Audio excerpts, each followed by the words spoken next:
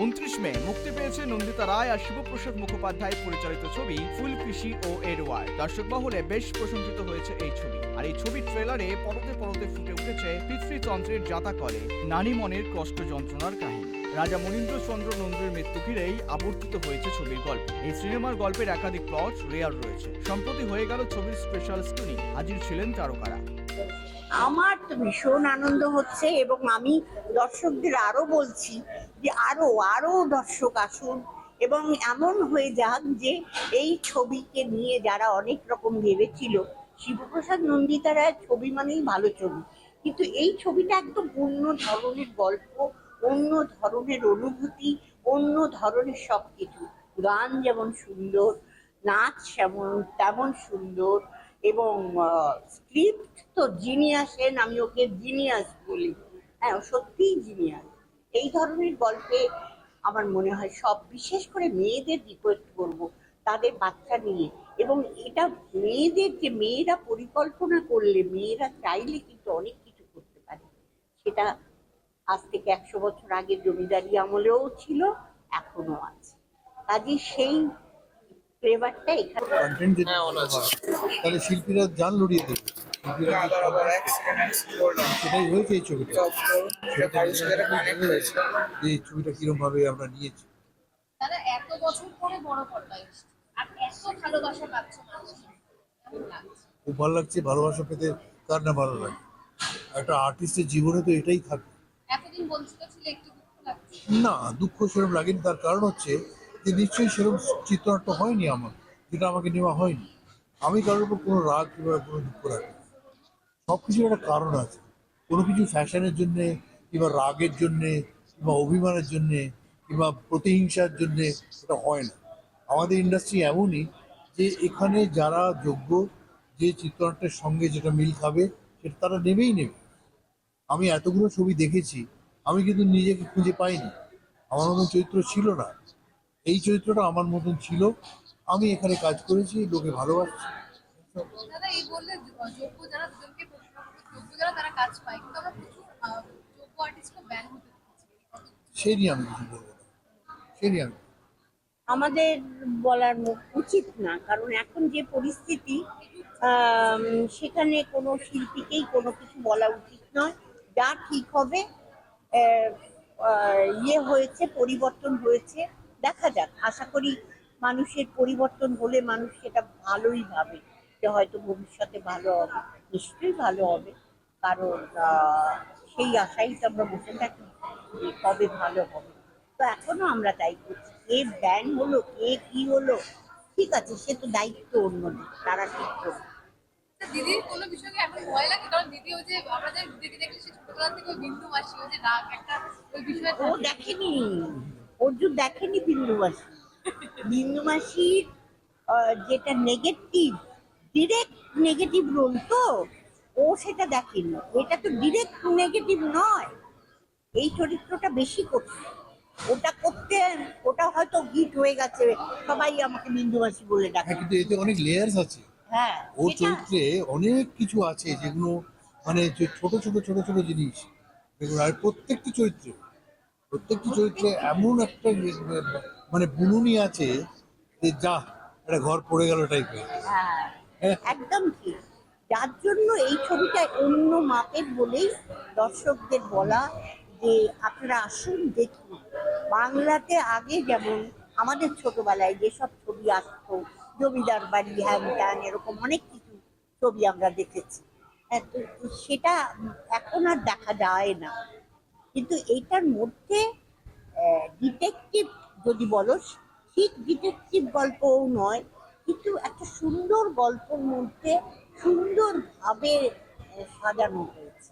এবং আমরা দুজনেই সিঙ্গার এবং সিঙ্গার অ্যান্ড অ্যাক্টর, তো ওই একটা সাংঘাতিক একটা লিঙ্ক আছে। মাঝে মাঝে গান নিয়ে আলোচনা হয়। আর আউটডোরে যে কি মজা করেছি, যখনই যেতাম আমি আর দাদা একসাথে ট্রাভেল করতো, আর আমরা গান গাইতে গাইতে যেতাম পুরো রাস্তাটা, এবং গান গাইতে গাইতে ফিরতাম। তো এই অনুভূতিগুলো ভাষায় প্রকাশ করা যাবে না। আর এটুকুই বলবো, আমরা মানে বাবার তরফ থেকেও বলছি, তুমিও কিছু বলো, আমি একাই কথা না বলবো না, বল না বল না। হ্যাঁ, যে আহ, আমি এটাও বলেছিলাম তুমি একটু গজলের অনুষ্ঠান করো বেশি করে। ফ্যান্টাস্টিক গজল সিঙ্গার। আমি বলেছিলাম যে একটা অনুষ্ঠান এরকম যদি আমরা প্ল্যান করি, যেখানে আমি ধরো রবীন্দ্রনাথের গান করলাম আর তুমি সেইটারই ইয়েতে তুমি গজল, সেই ধরো যেরকম কবিগুরু অনেক ভাঙা গানের অনুষ্ঠান হয়, যে অনেকগুলো ভাঙা গান থেকে যখন আহ, থেকে যেগুলো রচনা করেছেন উনি, সেই ভাঙা গানগুলো গাওয়ার আগে অরিজিনাল গানটা গাওয়া হয়। সেরকম একটা প্ল্যান করেছিলাম যে যদি ধরো তুমি গজল করলে এবং সেই রাগের উপর ভিত্তি করে বা সেই কনসেপ্টের উপরে ভিত্তি করে একটা কবিগুরু গান, এরকম একটা পরিকল্পনা, আমরা অনেক কিছু পরিকল্পনা করেছি, কতটা কি বাস্তবায়িত হবে জানি না, কিন্তু the lot of things that I really want to manifest, and let's see how what life has to offer. এই আর। That's all. আর কিছু বলবে না, আমি পুরোটাই আমি আরো একা। একবার হলে আসতে হ্যাঁ, জানবো। ওইটা বলছি, আমাদের ওইটা দেখুন, আপনারা সকলে ফুলপিসি ও এডওয়ার্ডকে এত ভালোবাসা দিচ্ছেন, এত আন্তরিকতার সাথে এত আপন করে নিয়েছেন আমাদের ছবিটা। এই ছবিটা আমরা যাপন করেছি, অনেক অনেক পরিশ্রম করেছি আমরা প্রত্যেকে। পরিশ্রম তো করতেই হবে, পরিশ্রম ছাড়া তো কোনো জিনিসের কোনো কালমিনেশন হয় না। তো there is no end to betterment. কাজে সমালোচনা করলেও করবেন, কারণ সেটার জন্য আমি তো খুব আত্মসমালোচনা করে এগোই, তারাও তাই করেন। এবং আমরা শটের পরে ডিসকাস করতাম, অর্জুনদা আমাকে জিজ্ঞেস করছে, আরে আমার কি পার্টটা ঠিক লাগলো, আমি বলছি তুমি আমায় জিজ্ঞেস করছো এটা? এটা আমি তখন খুঁজছি কোথায় গর্ত আছে ঢুকবো, মানে এইরকম, মানে এটাই বলার যে আমরা প্রত্যেকে আত্মসমালোচনার পথ দিয়ে এগোই এবং আমরা খুব ভালোবেসে এই ছবিটা করেছি। এবং সব থেকে বড় কথা, ছবি হিট করে যায়। ছবি, হ্যাঁ, এটাই সব থেকে বড় কথা। এটা সব থেকে বড় কথা, আমাদের মেহনত, আমাদের পরিশ্রম সফল হয়েছে এবং আমরা খুব আপ্লুত। একজন অভিনেতা, একজন আর্টিস্টের আর কিছু চাই না, একদমই তাই। রেকগনিশন চাই। এই রেকগনিশনটা, এই যে সবাই মানে সাড়া দিচ্ছে, এই সাড়াটা ভীষণভাবে একটা অক্সিজেনেটেড। একদমই তাই। এবং উই আর অক্সিজেনেটেড, আরো ভালো চলবে ছবিটা। মানে বলার অপেক্ষা রাখে না যে আসুন দেখুন, লোকে দেখছে। মানে এমনিতেও হ্যাঁ। এক সপ্তাহ হয়েছে, এক সপ্তাহে আমরা যা ফিডব্যাক পেয়েছি, আমরা যা ভালোবাসা পেয়েছি, 1 লক্ষর উপর আমি পেলাম এক্ষুনি। হ্যাঁ, কেউ বললো যে 1 লক্ষর উপর লোক দেখবে। সোশ্যাল মিডিয়াতেও এটা খুব ট্রেন্ডিং, আপনারা সকলেই জানেন। এবং এটা মানে শুধুমাত্র যে মানুষ যে বিভিন্ন কোডিং বা সবকিছু দেখে আসছেন সেটা তো বটেই, তার সঙ্গে সঙ্গে যেটা হচ্ছে মাউথ স্প্রেড, মানে ছবিটা দেখে বেরিয়ে দর্শকদের বলছেন যে ছবিটা দেখুন, এইটা আমাদের কাছে অনেক বড় পাওয়া। প্রচুর মেসেজেস আসছে এবং বম্বে, দিল্লি এবং ব্যাঙ্গালোর ন্যাশনালি, হ্যাঁ, সব জায়গায়। সেকেন্ড উইক রান করছে। তো it's a huge success for all of us. কারণ আমাদের পুরো টিম যারা ছিল, যারা অভিনয়ের টিম হোক বা আমাদের কাস্টিং ক্রু যারা, মানে যারা আমাদের ক্যামেরার পেছনে যারা দাঁড়িয়ে থাকে, তারা যারা ছিলেন, তাদের সকলের মিলিত একটা চেষ্টায় এই ছবিটা এই জায়গায় গিয়ে দাঁড়িয়েছে। এমনিতে তো কাজটা আমার খুবই ভালো কাজ ছিল, সেটা যেমন অর্জুন তাকে ফিরিয়ে আনা, এত বছর বাদে যে উনি এসেছেন স্ক্রিনে, আর মানে মাখামাখি দিয়েছে, সবাই খুব খুশি ক্যারেক্টারটাকে নিয়ে। তো সেইটা একটা উপরে পাওয়া। আর আমার ফেভারিট প্লেয়ার যারা ছিল, যেরকম সৌমি সেনগুপ্ত, তার সাথে আমি মানে আগেও কাজ করেছি এবং প্রত্যেকবারই ওর সাথে কাজ করার একটা ইচ্ছে রাখি, কাজ করতে ভালোবাসি আর কি। অসম্ভব ভালো অভিনয় করে, মানে মুক্তা সাহা হোক, রাইমা সেন হোক, নতুন মেয়েকে ইন্ট্রোডিউস করলাম শ্যামল মুদ্রি, ছেলেরা সৌম্য, ঋষভ, রজতাবদা, কাকে ছেড়ে কার কথা বলবো, মানে একটা ঝুড়ি ভর্তি। আমি মানে রাজকীয় কাস্টিং। এবং আমি যেটা কিছুক্ষণ আগেও বলছিলাম যে আমি এমন অনেক অভিনেতাকে যারা ছোটবেলা দেখেছি, তাদেরকে অনেকটা সময় আমি দেখতে পাইনি কাজের বা ছবিতে, তাদেরকে আবার এই ছবিতে দেখতে পেরে দারুণ লাগে। অর্জুন দাকে অনেকদিন পর ওনার পারফরমেন্স দেখলাম স্ক্রিনে। আমি ছিলাম ফ্রেমে। ও। হ্যাঁ, ফ্রেমে ছিলাম। আমি চাইছি তুমি প্রশংসাটা শোনো।